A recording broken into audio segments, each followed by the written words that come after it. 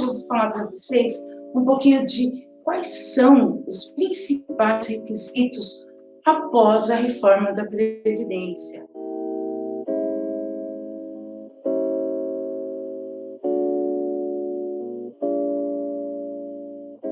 Professores, eles têm uma redução já por conta do trabalho ser penoso, ele tem uma redução de 5 anos no tempo de aposentadoria, mas também nós temos essa questão idade. Então, hoje, a mulher a partir dos 51 anos, o homem a partir dos 56 anos, existe uma tabela progressiva que vai implementando 6 meses a cada ano, até que se atinja de fato 60 anos para o homem, 55 anos para a mulher, e 60 anos para o homem, professor, para quem tenha direito à aposentadoria. Continua em vigor também a chamada regra dos pontos, e historicamente ela foi criada em 2015, 805 para a mulher e 95 para o homem, mas é importante falar que o principal requisito é o tempo de contribuição. Então, o tempo de contribuição mínimo, somados à idade e dando o total de pontos, 85 pontos para a mulher, 95 pontos para o homem, dá direito à aposentadoria integral. Isso significa que desde 2015 até 2019, 2018, nós permanecemos com os 85 pontos. A partir de 2019, ele se tornou 86,96, que é o que permanece até o momento. Então, hoje, a mulher tem que ter 30 anos de contribuição, mais a idade que tem que ser mínima de 56 anos, para ter direito à aposentadoria integral. Por outro lado, as regras de transição, ela veio exatamente para equilibrar aquelas pessoas que estavam já a poucos passos da aposentadoria.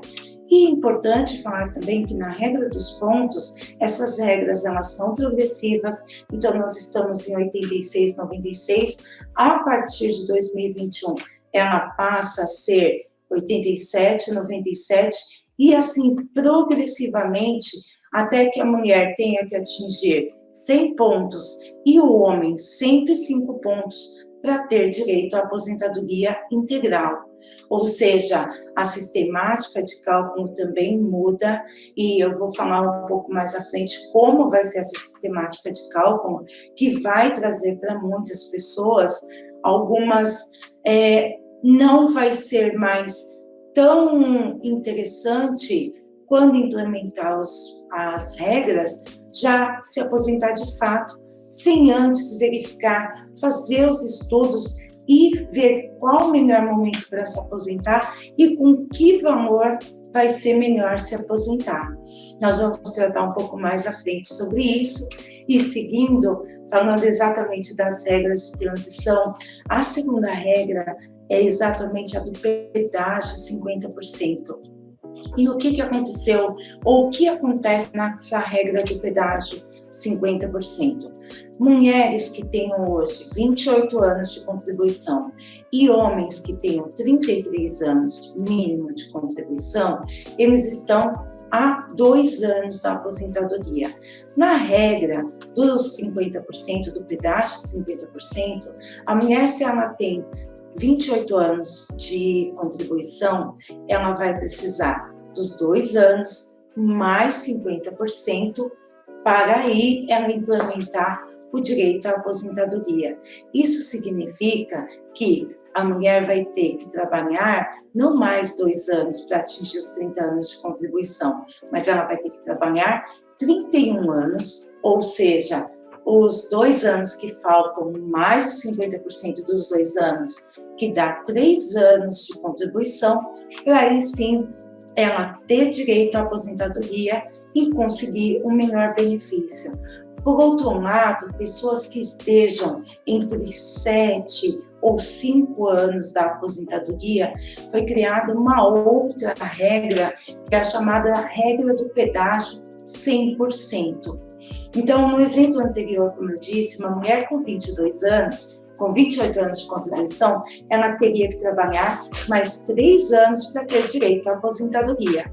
Já na regra de transição, com pedágio 100%, ela teria que trabalhar, na verdade, vamos supor que hoje ela tivesse 25 anos de contribuição, ela teria que contribuir 5 anos mais o pedágio de 100%, ou seja, ela teria que trabalhar 10 anos a mais para implementar o requisito e poder ter direito à concessão da aposentadoria. Isso não significa que ela não vai poder se aposentar antes, mas nós temos, e ainda continua vigente, as regras do fator previdenciário e também, dependendo do quanto e do como essa aposentadoria vai ser requerida, o prejuízo para o beneficiário é muito grande. Por exemplo, uma aposentadoria integral que seria de R$ 3.200, numa regra, por exemplo, de transição, e dependendo do com quanto essa pessoa vai se aposentar e pegando o fator previdenciário, a aposentadoria dela cairia para aproximadamente 50%. Ou seja, ao invés dela se aposentar com R$ 3.200, ela se aposentaria com R$ 1.600. E é uma diferença grande, e é importante falar que uma vez concedida a aposentadoria, com algumas exceções, que são as revisões previdenciárias, essa pessoa ela nunca vai atingir o 100% da aposentadoria. O mesmo acontecia quando nós tínhamos a chamada aposentadoria proporcional, que você poderia se aposentar antes do tempo, né, tendo os 28 anos mulher, exemplo, e 33 anos homem, era concedida a aposentadoria proporcional, mas essa aposentadoria ela era concedida em 70% e em cima dos 70% ainda se aplicava o fator previdenciário, que era extremamente prejudicial, e essa pessoa, uma vez aposentada, não existe a desaposentação. Foi até uma grande discussão, foi criada a tese da desaposentação, ou seja, a pessoa ter o direito de se desaposentar e requerer uma nova aposentadoria mais vantajosa, só que isso foi derrubado no STF, não passou a desaposentação. Tem uma segunda tese que está em andamento, chamada reaposentação, mas que também está suspensa pelo STF, porque a grande discussão gira em torno do quê? Muitos brasileiros se aposentam e a renda da aposentadoria não é suficiente para que a pessoa tenha o seu devido sustento.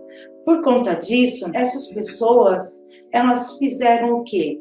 Elas continuaram no mercado de trabalho, continuaram trabalhando e muitas, inclusive, atingiram mais 15 anos de contribuição após a aposentadoria. Lembrando que com 15 anos de aposentadoria, você tem direito a fazer a aposentadoria por idade. Por outro lado, para o aposentado, na questão da reaposentação, ela teria uma recontagem do tempo, incluindo esses 15 anos que ela trabalhou a mais, e sendo favorável para ela, seria possível fazer a reaposentação.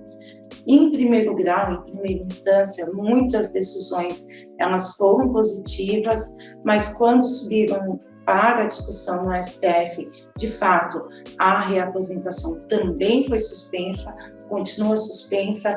Nós não sabemos quando será retomado e se será retomado o assunto, mas é uma questão também que beneficiaria muitas pessoas, porque é importante dizer que quem se aposenta e continua no mercado de trabalho, continua contribuindo para o INSS. Ela não tem a isenção da contribuição.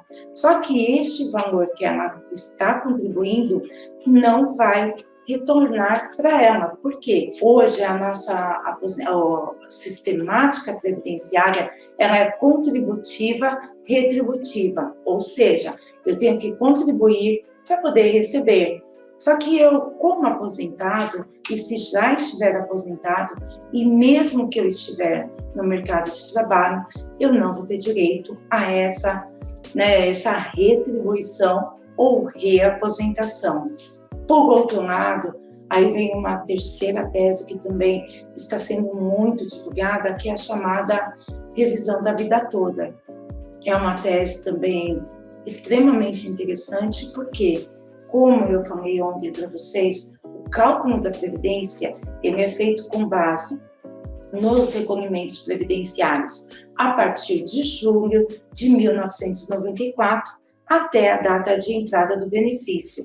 Então, todo o período anterior a julho de 1994, ele é desconsiderado para fins de cálculo. Então, é considerado dentro de contribuição, mas não é considerado o valor recolhido para a contribuição. E o que acontece?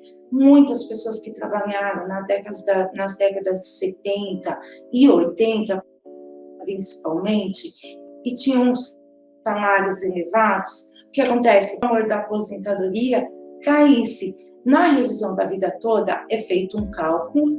Esse cálculo, de fato, vai levar em consideração todas as contribuições da vida laboral do trabalhador e, com base nos cálculos, se verificado que realmente existe a possibilidade da revisão, aí dá-se entrada no pedido para que tenha essa análise da revisão da vida toda.